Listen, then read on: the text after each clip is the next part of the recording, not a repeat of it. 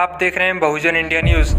भरतपुर नगर निगम क्षेत्र में काली की बगीची के निकट क्रिस रिसोर्ट में दीपावली के अवसर पर जाटव समाज का जनप्रतिनिधि सम्मान समारोह आयोजित हुआ। समारोह के मुख्य अतिथि गृह रक्षा एवं नागरिक सुरक्षा राज्य मंत्री भजनलाल जाटव रहे एवं अध्यक्षता पूर्व कमिश्नर और भरतपुर नगर निगम के महापौर अभिजीत कुमार IRS ने की। विशिष्ट अतिथियों में नत्थी सिंह जसौरा रिटायर्ड ASP, अमर सिंह विधायक, बयाना रूपबास, बच्चू सिंह बंसीवाल पूर्व विधायक निर्भयलाल जाटव, मोतीलाल खरेरा पूर्व विधायक रूपबास, टेकचंद राहुल रिटायर्ड जज, राम खिलाड़ी प्रधान भुसावर, प्रेम सिंह आर्य वरिष्ठ समाजसेवी एवं रिटायर्ड प्रधानाचार्य, रंजीत सिंह महासचिव जाटव महासभा, महेंद्र सिंह जाजौरिया पूर्व लोकसभा प्रत्याशी, राजकुमार पप्पा, मुकेश पार्षद आदि रहे। लोकसभा क्षेत्र भरतपुर से आए जाटव समाज के सभी पंच, सरपंच, पंचायत समिति सदस्य, प्रधान, चेयरमैन, पार्षद एवं कई सामाजिक संगठन और कर्मचारी मौजूद रहे। राज्य मंत्री भजनलाल जाटव ने समाज के भामाशाहों से समाज के कमजोर एवं पिछड़े व गरीब छात्रों की मदद करने एवं समाज में व्याप्त कुप्रथाओं एवं स्नेह से रहने जयपुर गौने रोड नवनिर्मित जाटव छात्रावास की आर्थिक मदद करने की अपील की। और नगर निगम के महापौर अभिजीत कुमार ने जनप्रतिनिधि सम्मान समारोह में पधारे सभी अतिथियों एवं विभिन्न सामाजिक संगठनों के प्रतिनिधियों एवं जनप्रतिनिधियों का आभार जताया और दिवाली के शुभ अवसर पर ढेर सारी मंगल कामनाएं प्रेषित की एवं कार्यक्रम में हजारों की संख्या में महिलाएं एवं जाटव समाज के भामाशाह आदि ने बढ़ चढ़कर भाग लिया। कार्यक्रम में मंच का संचालन जाटव महासभा के महासचिव रंजीत सिंह ने किया।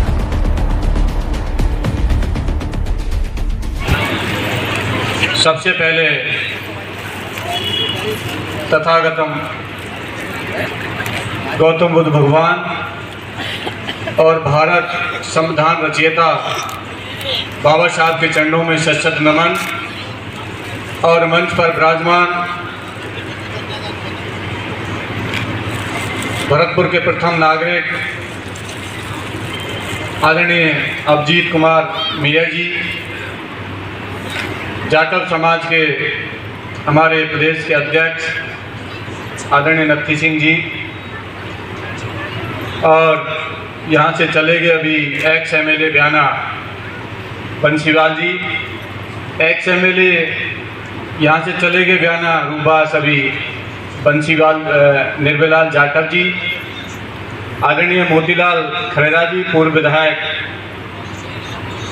रूपबास, आदरणीय टेकचंद राहुल जी जज साहब, हमारे पंचायत समिति भुसावर के प्रधान भाई राम खिलाड़ी जी, आदरणीय हमारे शिक्षा जगत में प्रिंसिपल से रिटायर रहे और आजकल राजनीति में अपने कदम रख रहे हैं आदरणीय प्रेम सिंह आर्य जी,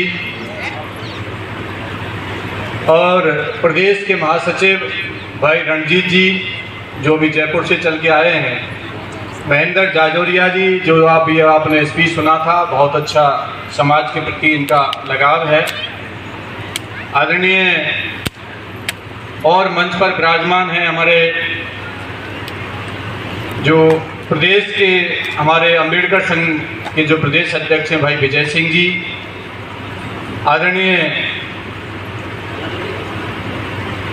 हमारे राजकुमार पप्पा जी, आदरणीय प्रताप सिंह जी, मुकेश जी, यहाँ पर विराजमान हमारे जिला परिषद के सभी सदस्यगण पधारे, यहाँ पर सभी पंचायत समिति के सदस्यगण, यहाँ पर पधारे सभी चेयरमैन, एक्स चेयरमैन और पार्षदगण, सामाजिक संगठनों के सभी अध्यक्षगण और तमाम जो यहाँ पर दूर दराज से पधारे हैं, समाज के प्रतिनिधि व्यक्तित्व के धनी जो काफ़ी देर से आप लोग इंतजार कर रहे हैं, आप सबको मेरा नमन कमल, और समस्त सामाजिक संगठन और कर्मचारी संगठन भी यहाँ पर उपस्थित हैं, श्याम सिंह। परंतु बाबा साहब की हम सब लोग बात करते हैं और बाबा साहब के बारे में सब लोग हम लोग जानते हैं। अब बाबा साहब तो अपना नाम रोशन करके चले गए और उन्होंने सारी चीज़ें बता दें कि भाई शिक्षित बनो, संघर्ष करो, संगठित रहो, शिक्षित भी बन गए, संगठित जितने हैं उतने हैं और संघर्षशील तो हैं, इसमें कोई दो राय नहीं। साथियों, मैं तो इतना कहूँगा, उस बाबा साहब के संविधान को और बाबा साहब के सपने को साकार करने का यदि कोई काम कर रहा है तो ये अम्बेडकर शिक्षक संघ भरतपुर का, जयपुर का संगठन है। हम भी नहीं कर पा रहे। इन्होंने जो टीम तैयार की है पूरे प्रदेश के अंदर, पूरे जिले के अंदर, पूरे ब्लॉकों के अंदर जो टीम तैयार की है, बहुत अच्छी टीम है और सबको साथ में लेने की क्षमता है उनके अंदर। ऐसा नहीं कि भाई ये स्वयं आगे बढ़ने की कोशिश करते हो, बिल्कुल आगे बढ़ने की कोशिश नहीं करते ये लोग। और हमेशा ये सरकारी कर्मचारी होने के बावजूद भी इन पे बंदिश हैं, सब कुछ है, उसके बाद भी ये समाज का काम आगे बढ़ चढ़ कर हिस्सा लेते हैं। देख लो, आप लोगों ने नजारा देख लिया होगा। यदि मैं नहीं आता है इसके अंदर तो कहते मंत्री समाज के कार्यक्रम में नहीं आए, कहते ना लोग। और आज देख लिया कितने सरपंच सभी ब्लॉकों से पधारे हैं, देख लिया आपने नजारा। और नारे लगाएंगे, बाबा साहब अमर रहें, जय भीम। भाई ये क्या मांग रहे थे शिक्षक संघ वाले? कोई धनवाया दौलत मांग रहे थे क्या किसी से? ये सम्मान ही तो कर रहे थे। और मैं कहता हूं, सम्मान वो चीज है कि किसी के ये अमूल धन से भी सबसे बड़ी चीज सम्मान है समाज और उसके अंदर। देख लो कितने सरपंच आए, कितने पंचायत समिति सदस्य आए, कितने चेयरमैन आए। कोई तो 2 आए, कोई 4 आए, कोई 3 आए, कोई 2 आए, कोई 1 आया। और ये अभिजीत जी मेरे साथ जिनके आयोजक हैं, इन्होंने मेरे से चर्चा करी। उन्होंने साहब हम सम्मान समारोह करना चाहते हैं जनप्रतिनिधियों का, कैसे करें, कहां से करें? सबसे पहले मेरी विधानसभा वेट से शुरुआत करो, आप यहाँ पे बात करो सबन से, और उसके बाद ज्ञाना, रूपास, नगर, डी, कामा, सब लोगों से बात। आप कहते हैं जागृत हैं हम लोग, कहाँ जागृत हैं? और फिर राजनेताओं की कमी बताते हैं, राजनेताओं की कमी है, मंत्री की कमी है, एमएलए की कमी है, फलाने की कमी है, ढेंगे की कमी है। अरे भाई मिलो तो सही, कोई काम तो बताओ, जैसी टूटी फूटी होगी हम तो सेवा करेंगे और करते हैं। आज मुझे यूं नहीं पता जाटव समाज का भरतपुर में अध्यक्ष कौन है? मुकेश जी। अब मुकेश जी ने भी आज तक जिले के जाटव समाज की एक भी मीटिंग नहीं बुलाई। बताओ, कोई प्रतिभा सम्मान समारोह जाटव समाज के नेतृत्व में होना चाहिए कि शिक्षक संघ के नेतृत्व में होना चाहिए? फिर खिंचाई करेंगे जनप्रतिनिधि की। बैठ जाओ पप्पा जी, ये तो आपस की बात है हम लोगों की।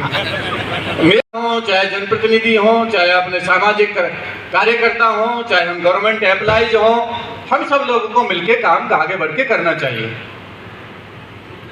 अब 2-3 बातें, क्योंकि बहुत लंबी भाषण सब लोगों ने दे लिए, मैं तो 2-3 चीज आपसे कह के बात खत्म करूंगा कि जाटव समाज की कार्यकारिणी होनी चाहिए। मैं भी मानता हूं होनी चाहिए, पर एक्टिव होनी चाहिए। अब नत्थी सिंह जी हमारे बहुत सम्मानीय व्यक्ति हैं, एडिशनल एसपी से रिटायरमेंट है, और भी लोग बैठे हैं, जज साहब भी बैठे हैं, सब लोग बैठे हैं। भाई शिक्षित की दृष्टि में तो हम लोग आगे बढ़ चुके हैं, कोई दिक्कत नहीं है। और मैं व्यक्तिगत किसी की टीका टिप्पणी नहीं कर रहा। आप लोग समाज के लिए भीख मांग रहे हैं। रंजीत भाई का बड़ा योगदान रहा उस छात्रावास के अंदर, उस भूमि के अंदर आवंटन कराने में। 2 मिनट में मैं उस छात्रावास के बारे में बात करूंगा। ये 2013 में मुख्यमंत्री अशोक गहलोत जी की सरकार थी। उस टाइम ये छात्रावास की जमीन जाते जाते उन सभी सामाजिक, हमारे जाटव समाज को भी जमीन अलग करी। ऐसी है, यही बात है, 2013 में कर दी। अब मैं फिर बात करूंगा कि फिर वो जमीन, उस जमीन को कैंसिल कर दिया गया। यही बात है रणजीत, उस जमीन को कैंसिल कर दिया। यह शायद किसी को पता भी नहीं होगी। मैं विधायक था, हम सब लोगों ने, रणजीत जी ने, हम सब लोगों ने मिलकर मेहनत करी और हम विधानसभा अध्यक्ष तक मिले, हम गवर्नर तक मिले, पर हमें कोई राहत नहीं मिली। मिली कि नहीं मिली बताओ? मिली राहत? हमें कोई राहत नहीं मिली। हम चीख लिए, चिल्लाए, सारे काम करे, परंतु हमको राहत नहीं मिली।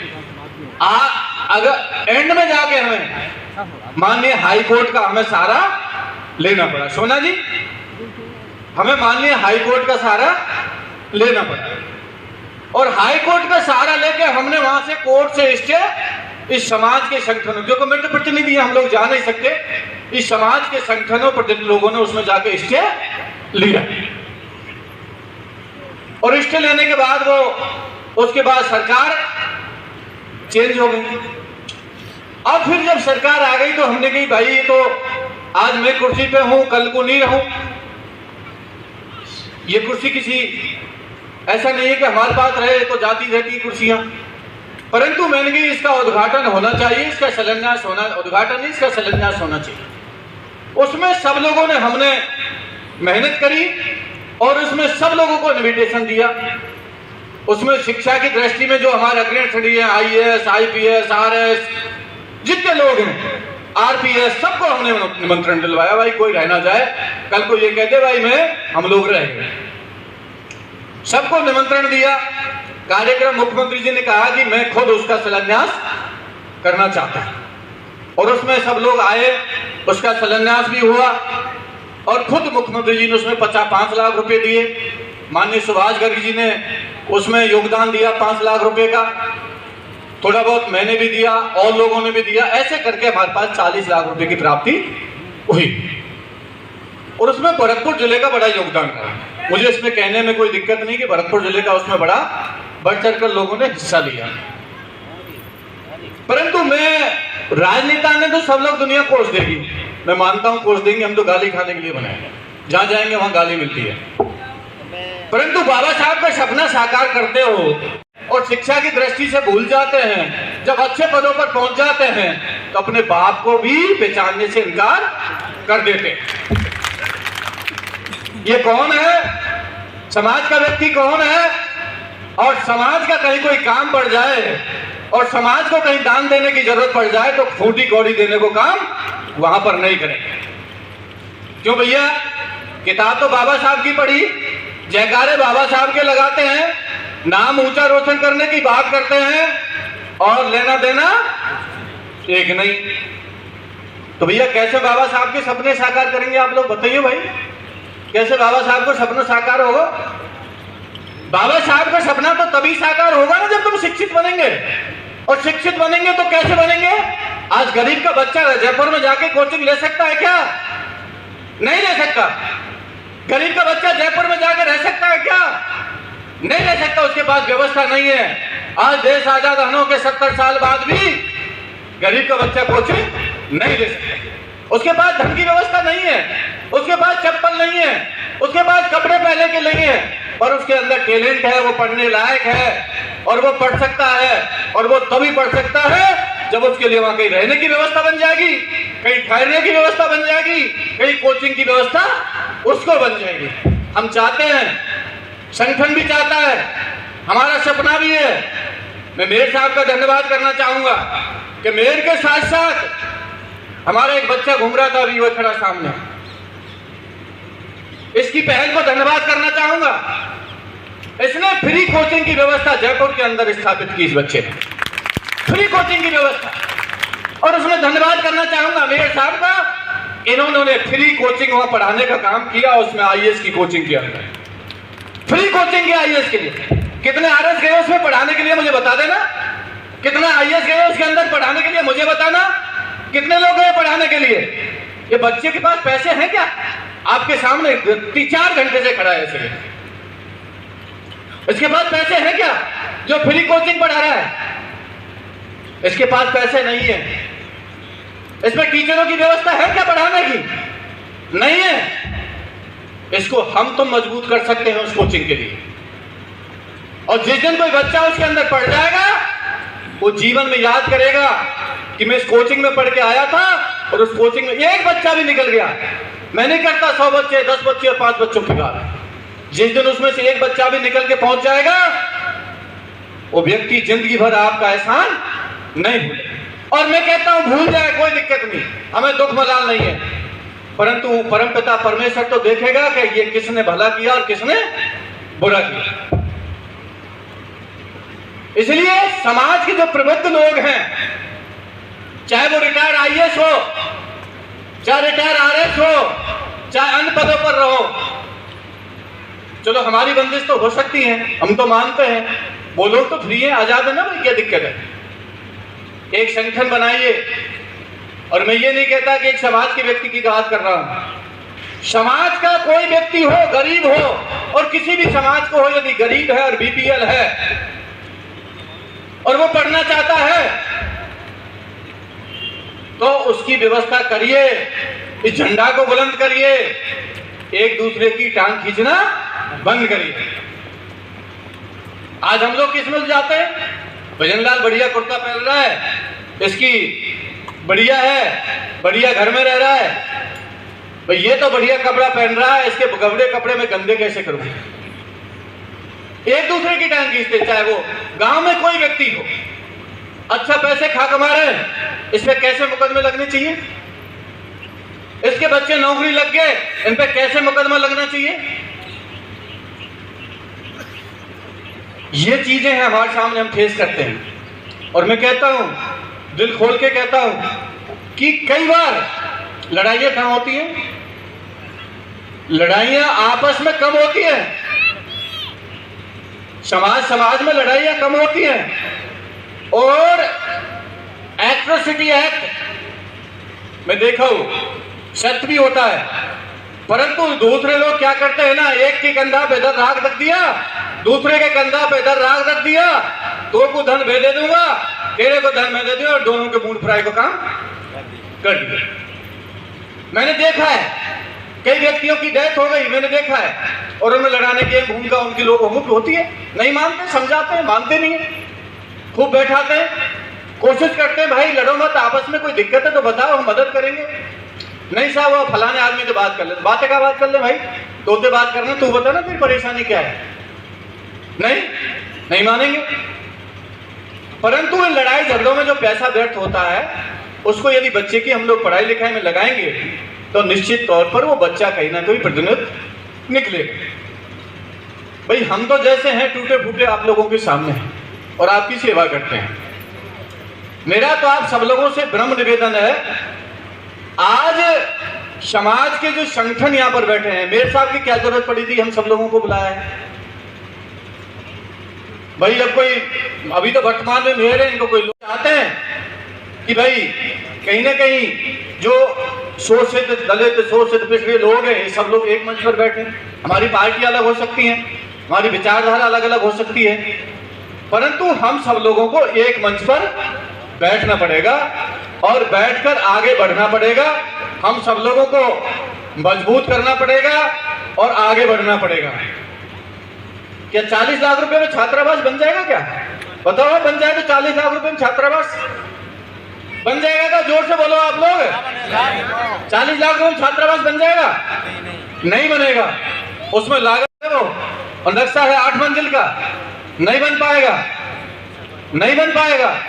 कम से कम रणजीत जी 5 करोड़ रुपए लगेंगे उसमें, 5 करोड़ रुपए लगेंगे। और 5 करोड़ रुपए ऐसे नहीं आएंगे। हम सोचे कि हम तो नेता हैं, हम तो किसी से पैसे भी नहीं मांग सकते, बड़ी बंदिश से हमारे ऊपर नहीं मांग सकते। आजकल फोन रिकॉर्ड हो जाता है, कई बार तो रिकॉर्ड कर ले सब, ये लो फलानी चीज है। अब किस लिए मांग रहे थे, क्यों मांग रहे थे, क्यों क्या कर रहे थे, उसकी मंशा क्या थी? भाई हम लोग तो आपका सहयोग करेंगे। और मैं कहता हूं आप लोगों से, मेयर साहब इस मीडिया को उठाइए, दुनिया क्या कहती है क्या नहीं कहती है पीछा छोड़िए, सही काम के लिए गालियां भी खानी पड़ेंगी और सब चीजें होंगी, इसको भूलिए। रंजीत जी मैं आपसे कहता हूं, ये तो शुरुआत है।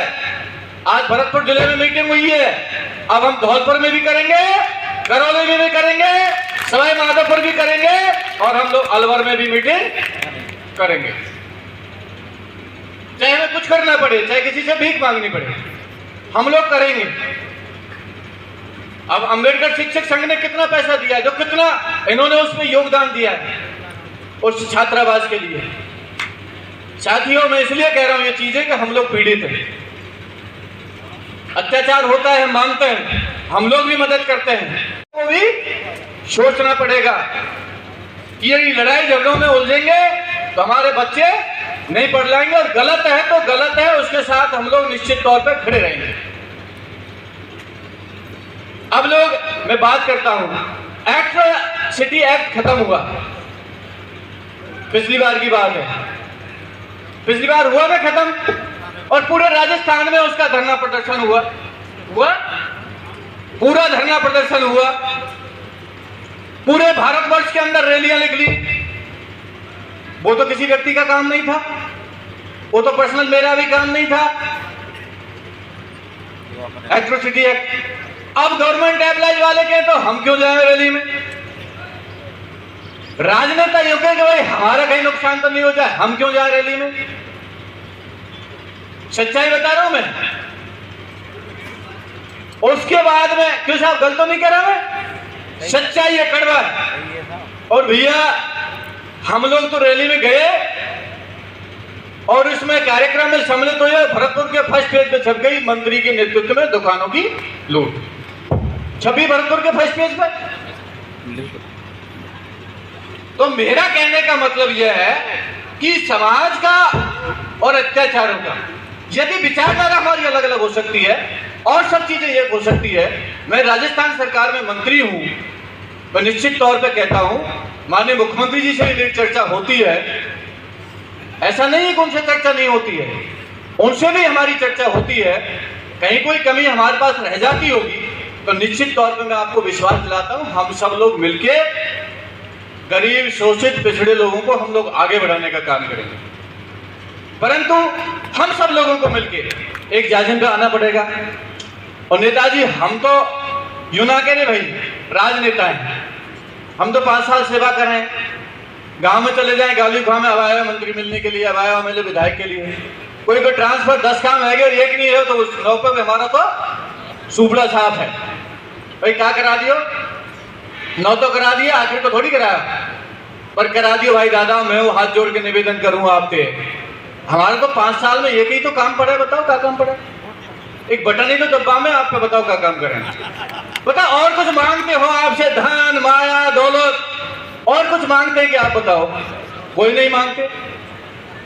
और देखो क्या हालत कर दी थी मेरी, आपको सबको पता है क्या हालत कर दी थी।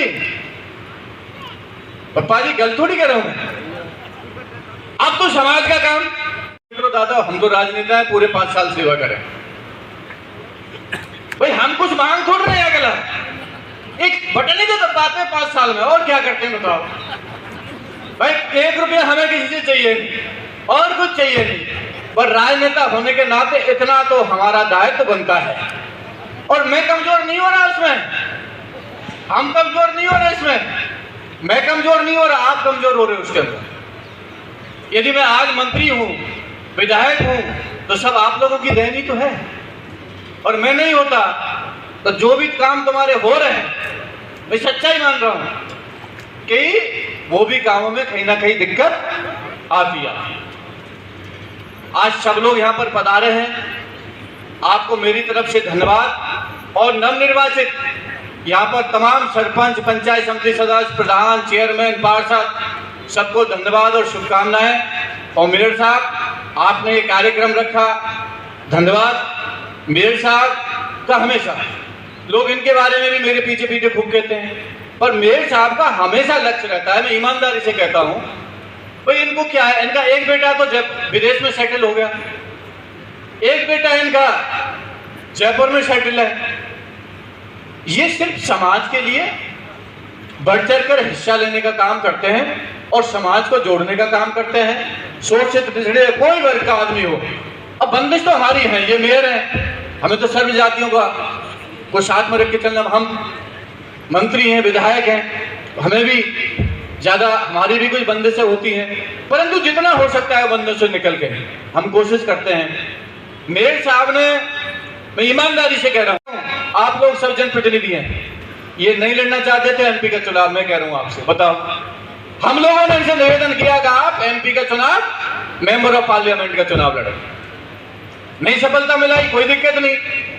और मैं कह रहा हूं आपसे, ये पार्षद का भी चुनाव नहीं लड़ना चाहते थे, और ये मैं कह रहा हूं आज आपसे, यदि मेयर साहब पार्षद का चुनाव नहीं लड़ पाते ना, आज आपका भरतपुर में मेयर भी नहीं होता। मैं आपके बीच में कह रहा हूं, आप मेयर नहीं हो पाता आपका। कड़वा सच है।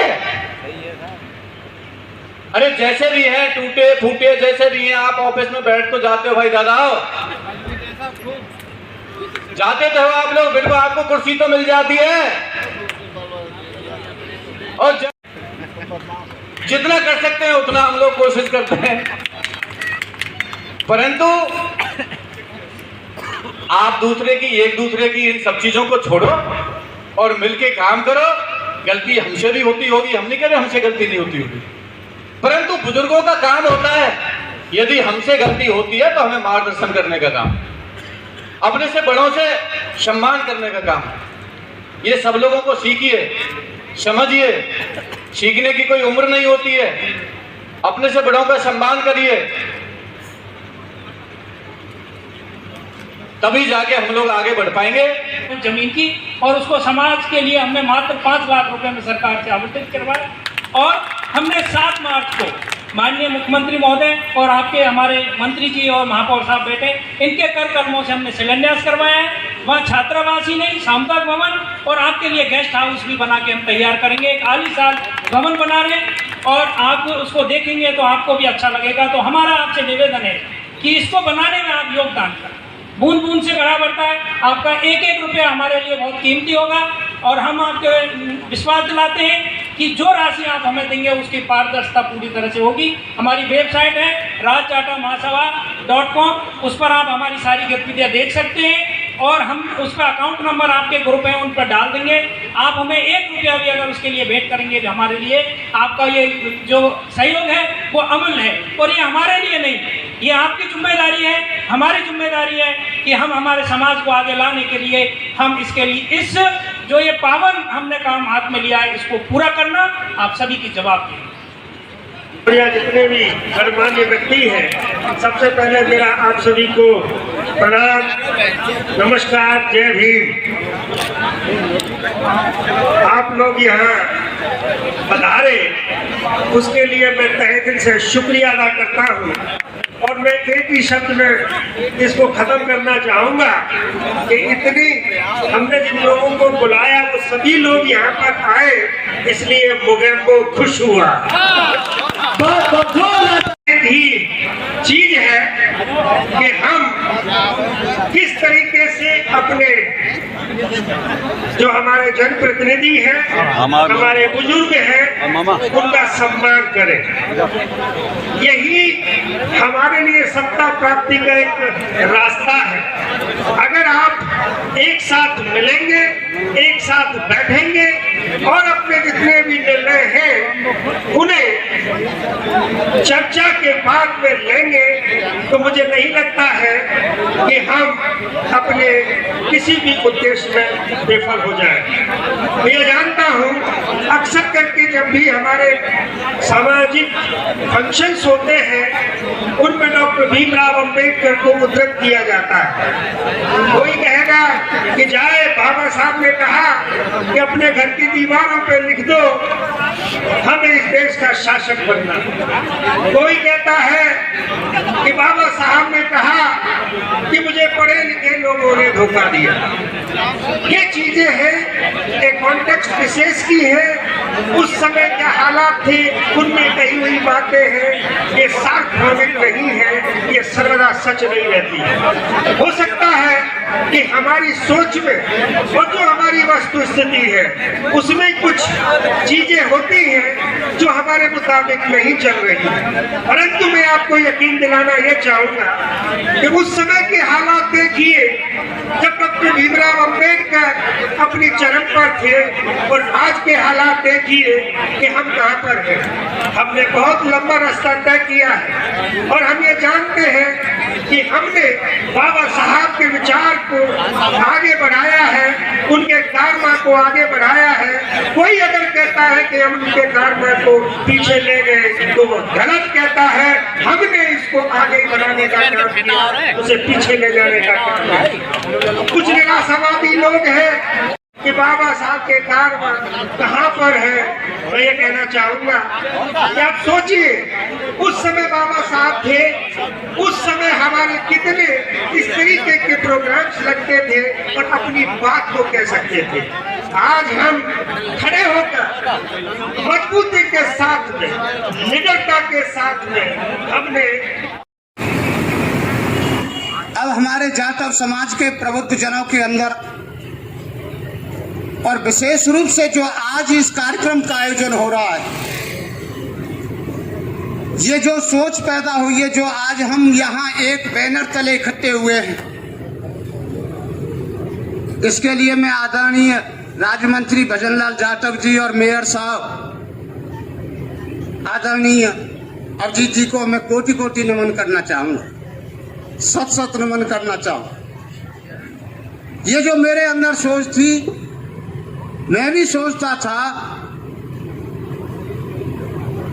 लेकिन ये सोच आपने पूरी करके बताई है, इसके लिए मैं आपको कोटि कोटि नमन कर रहा हूं। बाबा साहब भीमराव अंबेडकर ने जिस समय पर प्रथम गोलमेज सम्मेलन में जब घर से निकलने वाले ही थे, तो उस समय पर इनका पुत्र राजरतन का निधन हो गया था। बड़ा भाई बोला, भीमा बेटे का निधन हो गया है, तुम कहाँ जा रहे हो? तो बाबा साहब भीमराव अंबेडकर उस समय बोले, भैया इस एक बेटे की खातिर मैं अपने दलित भाइयों की, लाखों करोड़ों दलितों की हत्या नहीं होने दूंगा। मेरा वहां पहुंचना बहुत ही जरूरी है भैया। अपने बेटे की लाश को छोड़ करके प्रथम गोलमेज सम्मेलन में बाबा साहब ने भाग लिया। ऐसा भीम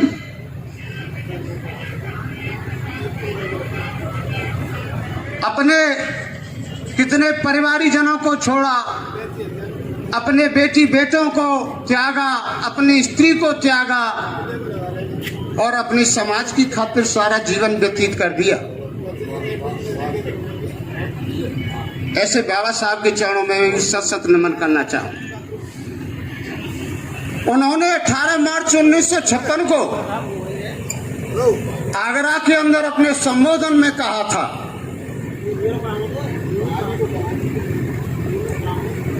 कि मैं इस कारवां को, यानी रथ को, या इस मिशन को,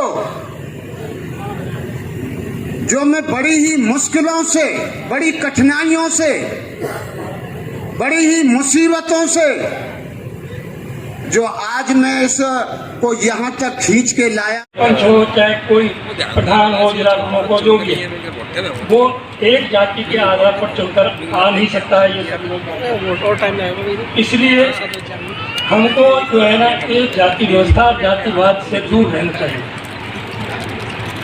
खुलेआम, खुले रूप में। लेकिन बात क्या है कि यह जाटव सम्मेलन के रूप में किया गया है, इसका एक महत्व है और इसकी एक प्रासंगिकता है, इसका एक लॉजिक है। वो ये है कि ये जाटव समाज भी इस देश का, इस भारत का, राजस्थान का समाज का हिस्सा है। इस समाज के भी अपने कुछ अधिकार हैं, इस समाज के लोगों के भी संवैधानिक अधिकार हैं, उनकी एक गरिमा है। उन अधिकारों को प्राप्त करना, संवैधानिक अधिकारों को, अपनी गरिमा को बनाए रखना, सम्मान बनाए रखना, ये हर व्यक्ति का अधिकार है। और इसमें जनप्रतिनिधियों की बहुत बड़ी भूमिका है, चाहे वो सांसद हो, मंत्री हो, विधायक हो और प्रधान सरपंच जो भी हैं, उन सबका दायित्व है समाज के प्रति। मंत्री जी बैठे हुए हैं, जनाब ठाकुर जी भी बैठे हुए हैं और भी पूर्व विधायक हैं बैठे हुए हैं। और इनसे पूरे समाज की उम्मीद है कि ये हमारे दुख सुख में, हमारे अन्याय अत्याचार, हमारे मान सम्मान में जहाँ कहीं भी परेशानी आती है वो हमारा स्पष्ट शब्दों में और बड़े कड़े शब्दों में बात कहती है। मैं उस बात को उस तरह से तो नहीं कहूँगा, लेकिन कहीं ना कहीं मेरी सहमति भी है उस बात से।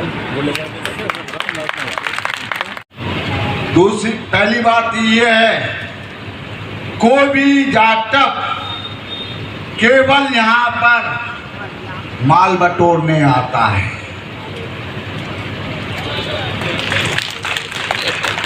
उस जाटकों का जो अंबेडकर पार्क है वो नाम हो चुका है, अंबेडकर पार्क नाम हो चुका है।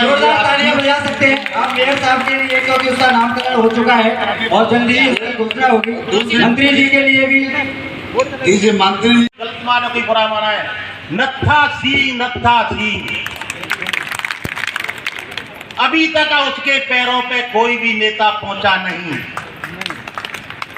अगला अनपढ़ आदमी था और आज पढ़े लिखे बैठे हैं, मंत्री भी नहीं था। अब मैं एक अपने एमएलए और मंत्री महोदयों को सब निवेदन करना चाहूंगा, कुछ समाज के ऊपर भी देखो। मैं ये नहीं कहता हूं कि दूसरा समाज, हमारा सभी समाज है, लेकिन इसके लिए गवर्नमेंट भी निवेदन देती है, क्योंकि ये दलित वर्ग है। हमारी माँ बहन की इज्जत लुट रही है, हम देख रहे हैं। अरे तुम्हारा जीने में धिक्कार है। मैं तो नहीं मानता हूं, अगर हमारे सामने माँ बहन की इज्जत लुटे तो भाई मैं तो जिंदा नहीं रहना चाहता, साफ बात बताता हूं। तो मेरे साथियों, जब तक आप नीचे हाथ को ऊपर हाथ करना नहीं सीखोगे तो आपको कोई भी क्याज वक्ती देने वाला नहीं है। और मैं निवेदन करना समाज के बारे में बात करूंगा, मैं आपके साथ में क्या क्या अत्याचार नहीं हुए। अरे देखिए हो मेरे बड़े भाइयों, आप लोगों की बहन बेटियां बाहर नहीं निकल सकती थी। धन्य हो बाबा साहब का, जिनकी वजह से हम यहाँ बैठे हैं, अपन सापा बांध रहे हैं, माइक में सामने खड़े हैं, आप कुर्सियों पे बैठे हैं। धन्य उस परमेश्वर का जिसको ईश्वर ने आपको दूत के रूप में भेजा था। हमारी बहन बेटियां शादी के होने के बाद में शुद्धिकरण के लिए दूसरी जगह जाया करती थी। बस मैं इतनी बात बताऊं, ज्यादा नहीं कहूंगा इस मामले में, क्योंकि ये पुरानी बातें हैं। अब दूसरी और कहूंगा मैं, चिट्ठी आ चुकी है मेरे पास में। अगर आप लोगों का पीरियड 5 साल का 4 साल का है, समाज में एक मिसाल छोड़ जाइए जिससे समाज आपको हमेशा याद करे कि अभिजीत सिंह ने हमारा काम कराया था, वो महापौर रहे थे। प्यारे साथियों, ये टाइम बार बार नहीं आएगा। हम अपनी नौकरी पर रहते थे, 35 साल पुलिस की नौकरी करी, लेकिन हम जब बैठे थे, कोई हमारा बंधु कई बार से जाता था। मुझे दूसरी बात और कहूंगा, मैं दूसरा काम और बताऊंगा कि एक अपना सर्किल है हीरादास में, उसका नाम अम्बेडकर सर्किल होना चाहिए, होना चाहिए। 2 काम बता रहा हूं मैं, चाहे कोई भी हो, बड़ा से बड़ा नेता हो, एक मिसाल छोड़ जाइए समाज के लिए। हम अपने संघर्ष से अपने जनप्रति सम्मान समारोह में आज क्या संदेश देना चाहते हैं? इसके संदेश यही देना चाहते हैं कि कम से कम जो बाबा साहब की अधूरी बातें जो छोड़ के गए, कम से कम अगर उसको पूरी करने में सक्षम ना हो या पूरी ना कर सके तो कम से कम प्रयास तो रहे। आज नहीं तो कल होगी। और प्रोग्राम जैसा हुआ है, अच्छा पहल है, इस तरीके के प्रोग्राम होने चाहिए। हमारे जो प्रतिनिधि हैं उनका स्वागत हुआ है, उनको भी अच्छा लगा होगा आज। और मेरे पास भी इन्विटेशन था, मुझे यहाँ बुलाया, मुझे भी आकर के यहाँ अच्छा लगा। और मुझे यही अपने क्षेत्र में ही सेवा के लिए यही हमेशा रहना है। बहुत बहुत धन्यवाद।